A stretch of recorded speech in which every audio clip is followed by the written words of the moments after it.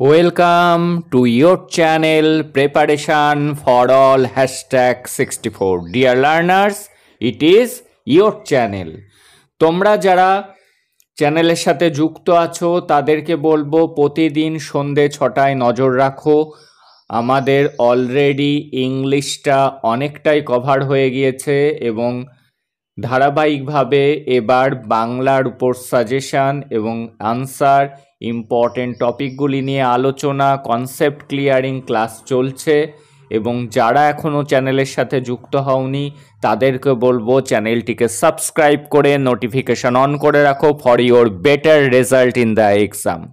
যদি তোমরা ধারাবাহিকভাবে এই ক্লাসগুলিকে করো তাহলে কিন্তু আসন্ন এক্সামে তোমরা ভালো মার্কস পেতে চলেছ। শুধু তাই নয়, ক্লাসগুলি করলে তোমরা টেট এক্সামের জন্য এক ধাপ এগিয়ে যাবে এবং টেট এক্সাম ক্র্যাক করা অনেক বেশি সহজ হবে যদি ক্লাসগুলিকে ধারাবাহিকভাবে ফলো করো। ডেসক্রিপশানে লিঙ্ক থাকবে, যারা মিস করে গিয়েছো সেখান থেকে তোমরা দেখে নিতে পারো ক্লাসগুলিকে। এবার আজকে আরও একটি গুরুত্বপূর্ণ কোশ্চেন এবং আনসার এবং কনসেপ্ট ক্লিয়ার করব আমরা। ব্যাকরণ শিক্ষাদানের পদ্ধতিগুলি উল্লেখ করে সর্বশ্রেষ্ঠ পদ্ধতি কোনটি উদাহরণসহ আলোচনা করো। এবং আমরা জেনে নেব যে ব্যাকরণ শিক্ষাদানের সর্বশ্রেষ্ঠ পদ্ধতি কোনটি। এটি কিন্তু এমসিকিউ এর জন্য তোমাদের কাজে লাগবে। এবার আনসারে খেয়াল করি। বিদ্যালয়ে প্রত্যেক শ্রেণীর জন্য ব্যাকরণের সুনির্দিষ্ট পাঠ্যক্রম থাকা উচিত। বিদ্যালয়ে সাধারণত নিম্নলিখিত পদ্ধতিগুলি অবলম্বন করে ব্যাকরণ শিক্ষাদান করা হয়। সেগুলি হলো, এবার দেখে নেব সেই পদ্ধতিগুলি কি, সেগুলি আমরা এবার দেখে নেব।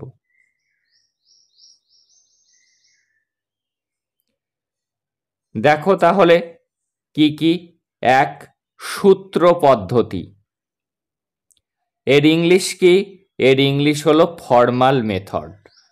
ভাষা পদ্ধতি, ল্যাঙ্গুয়েজ মেথড।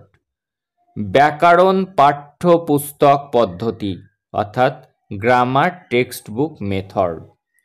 এবং আরও কিছু পদ্ধতি রয়েছে, প্রাসঙ্গিক পদ্ধতি অর্থাৎ রেলিভেন্ট প্রসিডিউরস।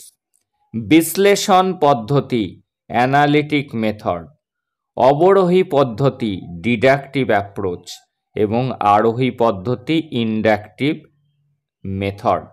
বা আমরা ডিডাকটিভ মেথডও লিখতে পারি, ইন্ডাকটিভ মেথডও লিখতে পারি, অ্যাপ্রোচও লিখতে পারি। তাহলে আমরা এই টার্ম দুটি ভালো করে ইংলিশটা এবং বাংলাটি জেনে নেব, কারণ এটি আমাদের ইংলিশের জন্য গুরুত্বপূর্ণ। তাহলে অবরোহী পদ্ধতিকে বলা হয় ডিডাকটিভ এবং আরোহী পদ্ধতিকে বলা হয় ইন্ডাকটিভ। এই হলো পদ্ধতি। এবার ব্যাকরণ শেখার সর্বশ্রেষ্ঠ পদ্ধতি হলো আরোহী পদ্ধতি। এবার আমরা দেখে নেব আরোহী পদ্ধতি সম্পর্কে। এই আরোহী পদ্ধতিকে আরও একটি নামে ডাকা হয়, সেটি হলো উদাহরণ বিশ্লেষণ পদ্ধতি।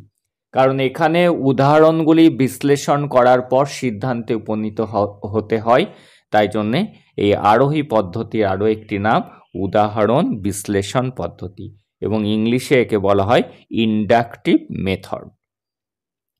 বর্তমানে এই পদ্ধতিকে শ্রেষ্ঠ বলে স্বীকার করা হয়েছে। আরোহমূলক তর্কবিজ্ঞানের অর্থাৎ ইন্ডাকটিভ লজিক মূল নীতির উপর ভিত্তি করে এই আরোহী পদ্ধতি পরিকল্পনা করা হয়েছে। তাহলে কিসের উপর ভিত্তি করে আরোহী পদ্ধতি পরিকল্পনা করা হয়েছে?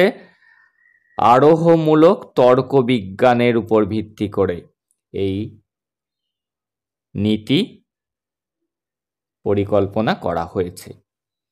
এইবার আরোহী পদ্ধতির বিপরীত কোন পদ্ধতি সেটিও জেনে রাখতে হবে। এটি অবরোহী পদ্ধতির বিপরীত, অর্থাৎ আরোহী পদ্ধতি হলো অবরোহী পদ্ধতির বিপরীত। এই পদ্ধতিতে প্রথমে উদাহরণ বিশ্লেষণ করে তারপরে সূত্রমূলক সিদ্ধান্ত নেওয়া হয়। অর্থাৎ আরোহী পদ্ধতিতে কি করা হয় ভালো করে মনে রাখবে, আরোহী পদ্ধতিতে প্রথমে উদাহরণ তারপরে সূত্রে যাওয়া হয়। যেমন উদাহরণ কিভাবে দেখো, ভালো করে বোঝার চেষ্টা করবে কনসেপ্টগুলি, তাহলে কোনো প্রবলেম হবে না। এই যে যদু মরণশীল এটি তুমি দেখলে, হরি মরণশীল তুমি দেখলে, এগুলি হলো উদাহরণ। সেখান থেকে তুমি সূত্রে উপনীত হলে সমস্ত মানুষই মরণশীল। তুমি দেখলে এক এক করে সব মানুষ মরে যাচ্ছে, তুমি সিদ্ধান্ত নিলে যে সব মানুষই মরণশীল। তাহলে আমরা উদাহরণগুলিকে বিশ্লেষণ করে তারপরে সূত্রে উপনীত হলাম বা উদাহরণ পদ্ধতি। দেখো, ব্যাকরণের ক্ষেত্রে এই পদ্ধতি নিম্ন রূপে প্রয়োগ করা হয়। এইবার ভালো করে বুঝতে হবে, বেদ যুক্ত অন্ত কি হলো বেদান্ত। এখানে কি হলো অ আর অ, বেদ এর মধ্যে কোনো একার আকার নেই দশাতে, সেই জন্য আমরা ধরবো এতে অ আছে, এবং অন্ততেও অ দেখতে পাচ্ছি, অ আর অ যোগ করে হয় আ। হিম যুক্ত আলয়, মর সাথে কোনো কিছু নেই আকার একার, তাই এখানে অ আর আলয়ের আ দুটো মিলে হয় আ। কথা, কথার সাথে আকার আছে, অমৃততে অ আছে, তাহলে আ যোগ অ মিলে হয় আ। দেখো সবগুলোতেই কিন্তু আ তৈরি হচ্ছে। বিদ্যা আর যুক্ত আলয় দুটোতেই আ আছে, আ যোগ আ হচ্ছে আ। এবার তাহলে আমরা কিসে উপনীত হচ্ছি সিদ্ধান্তে? অতএব সূত্র হলো, এই উদাহরণগুলি বিশ্লেষণ করে এবার সূত্রে আমরা আসছি অকার কিংবা আকারের পর, অকার কিংবা আকারের পর অ কিংবা আ। কি বলছে? অকার কিংবা আকারের পর অ কিংবা আকার থাকলে দুটি মিলে কি হচ্ছে? অকার আর আকার মিলে আকার হচ্ছে, আকার আর অকার মিলে আকার হচ্ছে, আকার আর আকার মিলে আকার হচ্ছে।